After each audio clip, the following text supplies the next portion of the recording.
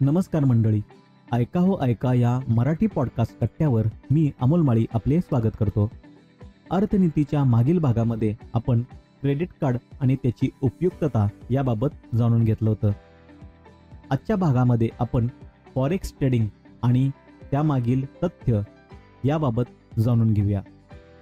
संपूर्ण जगाचा विचार करायचा झाल्यास युनायटेड नेशन्सच्या आकडेवारीनुसार एकूण 195 देश अस्तित्वात आहेत. म्हणजेच संयुक्त राष्ट्राची 195 देशांना मान्यता आहे. तर 2 राष्ट्र असे आहेत की ज्यांना मान्यता नसलं तरी त्यांना सदस्यत्व देण्यात आलं आहे.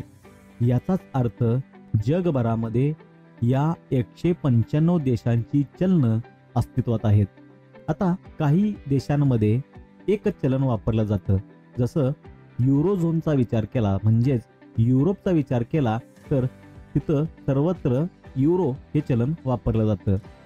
जगातील सर्वात महत्त्वाचं आणि मजबूत चलन म्हणजे अमेरिकन डॉलर आहे. सर्व आर्थिक व्यवहार हे अमेरिकन डॉलरच्या तुलनेमध्ये होत असे. काही वर्षांपूर्वीपर्यंत आर्थिक स्तरावर मक्तेदारी ठेवणाऱ्या अमेरिकन डॉलरला गेल्या काही वर्षात हादरे बसले असल्याने युरोपचा युरो आणि चीनचा युआन पुढे आला आहे. या सर्व चलनांमध्ये कोणत्या चलनाला मागणी अधिक, कोणतं चलन कमकुवत याबाबत वेळोवेळी अहवाल प्रसिद्ध होत असतात. अनेक कंपन्या वेगवेगळ्या देशांना काही वस्तू निर्यात करत असतात तर काही वस्तू आयात करत असतात. काही सेवा दिल्या जातात तर काही सेवा घेतल्या जातात. साहजिकच या सर्वांसाठी इंटर कॉन्टिनेंटल किंवा इंटर करन्सी एक्सचेंज असावा लागतो. दुसऱ्या महायुद्धानंतर तब्बल 2010 या कालावधीमध्ये अमेरिकन डॉलरचा संपूर्ण जगाच्या व्यवसायावर दबदबा असल्या कारणानं अमेरिकन डॉलर हे चलनच मजबूत होतं किंवा सर्व जागतिक आणि आंतरराष्ट्रीय पातळीवरती अमेरिकन डॉलरचा वापर केला जायचा. याचाच अर्थ जर 2 देश जे अमेरिकेशी संबंधित नाही आहेत ते एकामेकामध्ये आयात किंवा निर्यात करणार असतील तर ते अमेरिकन डॉलरच्या मूल्यामध्ये आयात किंवा निर्यात करायचे. साहजिकच ग्लोबल रिझर्व्ह करन्सी म्हणजेच जागतिक पातळीवरील रिझर्व्ह चलन म्हणून अमेरिकन डॉलरला मान्यता मिळाली होती.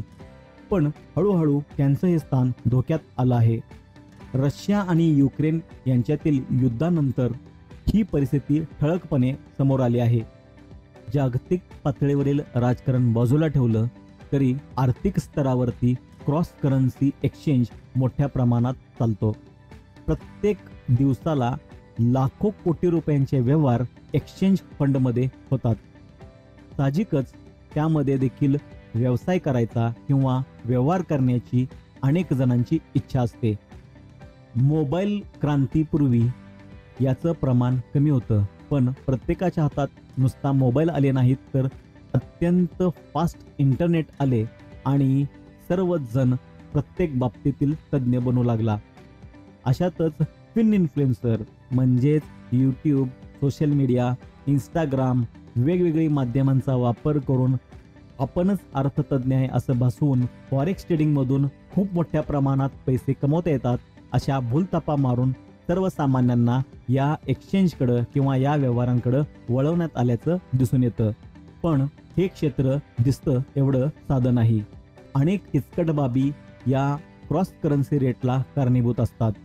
मोठ्या व्यवहारांच्या पातळीवरती केलेले मोठमोठे सौदे, जागतिक पातळीवरील मोठ्या मध्यवर्ती बँकांनी व्याजदर किंवा त्यासंबंधी घेतलेले निर्णय, युद्धजन्य परिस्थिती, आतंकवादी हमले आणि अशा वेगवेगळ्या घटनांमुळं एखादं चलन सशक्त होतं तर एखादं चलन कमकुवत होतं.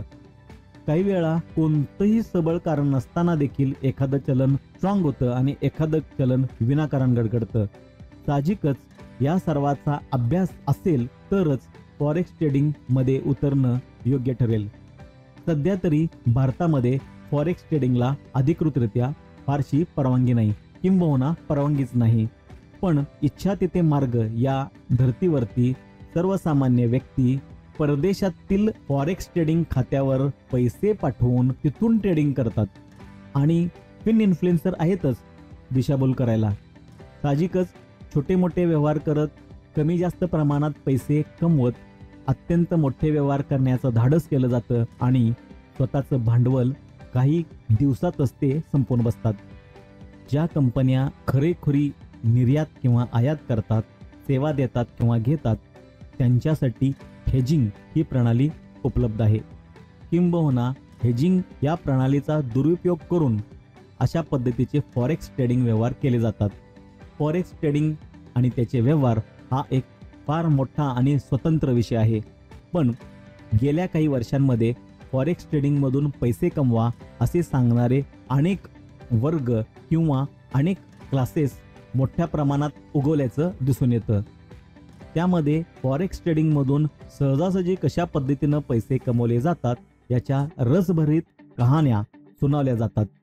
आमच्याकडे अगदी 50,000 किंवा लाख रुपये द्या, आम्ही महिन्याला तुम्हाला 5,000 किंवा 10,000 परतावा सहजासहजी देऊ शकतो, कारण आम्ही दिवसाला 10,000 कमवतो असे सांगून पुन्हा एकदा गंडा घालण्याचा प्रयत्न केला जातो. पण सर्वसामान्यांनी ही गोष्ट ध्यानात घ्यायला पाहिजे की मुळात फॉरेक्स ट्रेडिंगला अधिकृतरित्या कोणता दर्जा आपल्या देशामध्ये आहे आणि जर तो नसेल तर हे व्यवहार करणं उचित ठरेल का. दुसरं म्हणजे फॉरेक्स ट्रेडिंग हे निव्वळ हेजिंग टूल आहे. त्यामुळं हेजिंग म्हणजे काय आणि ते कशासाठी आवश्यक असतं याची माहिती घेणं महत्त्वाचं आहे. ही माहिती मिळाल्यानंतर विनाकारण कोणीही फॉरेक्स ट्रेडिंगकडे वळणार नाही. फॉरेक्स ट्रेडिंग हा एक स्वतंत्र आणि वेगळा विषय आहे. इम्पोर्ट एक्सपोर्ट म्हणजे आयात आणि निर्यात करणाऱ्यांसाठी तो अत्यंत महत्त्वाचा देखील आहे.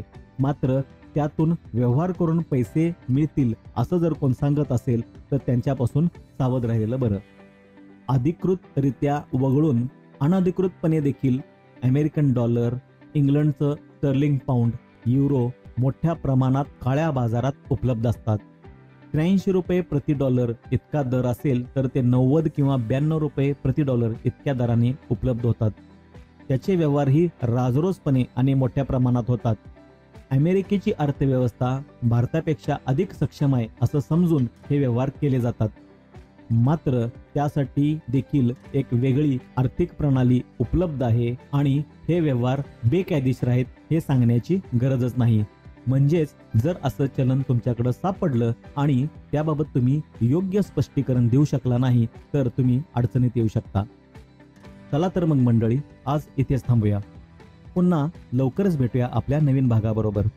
तुम्हाला आजचा हा भाग आवडला असेल तर लाईक करा, फॉलो करा आणि शेअर करा. आणि हो, ऐका या मराठी पॉडकास्टच्या इंस्टाग्राम, फेसबुक आणि यूट्यूब पेजवर हा भाग तुम्हाला कसा वाटला हे कळवायला विसरू नका. तोपर्यंत ऐकत रहा ऐका मराठी पॉडकास्ट. धन्यवाद.